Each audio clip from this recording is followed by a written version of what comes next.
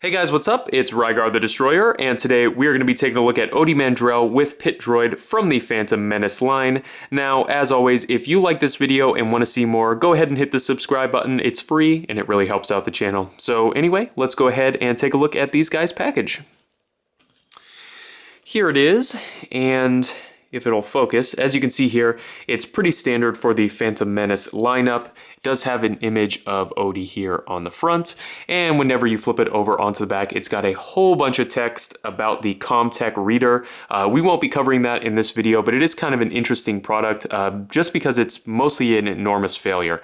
But the other things on the back of this package are just some of the other figures that were released around the same time. So overall, pretty standard stuff. So let's go ahead and get back to the figures themselves here.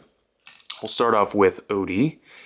Now they stand at about 3.5 inches tall, and his Pit Droid stands at about 2 3/4 inches tall. So kind of overall smaller figures, and I suspect that's why there were two of them on the same card back.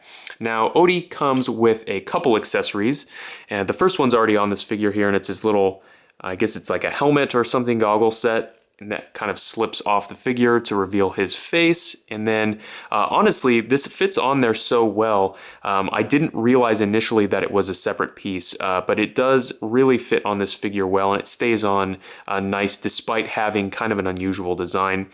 One other thing that I do like is that this figure comes with a base. And trust me, you will need it for this figure.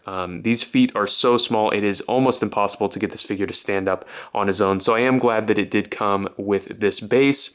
Now, as far as the Pit Droid is concerned, there are no accessories on it, and I suspect he's kind of more of an accessory piece in general. But this figure does not have peg holes in their feet, and that is a huge shame because, again, this guy has such small feet that it's almost impossible to get him to stand up. Now, as far as articulation on this figure goes, again, it is very, very basic. They've got swivel shoulders and swivel hips, and that's it. It does work well, and I think it's, good enough for a character like a Pit Droid that just kind of stands in the background. But it is an older figure, so I guess we can't expect too much out of it. Now, as far as Ody is concerned, they've got a swivel in the neck here. Kind of an ugly joint, but it does work. Swivel shoulders and swivel hips. So again, another very, very basic figure. So what do I think of these guys overall? Honestly, if I'm being perfectly honest, these figures are not for most people.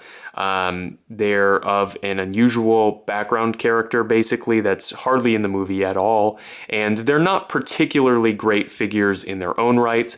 The only way I'll recommend these figures is if you're like me and you like weird background characters turned into action figures. Then you should probably pick up this figure. But otherwise, I would say this is one that you can definitely pass on because these guys are really nothing special overall. So if you have any comments or questions, please leave them down in the comment section below, and I guess I'll see you later.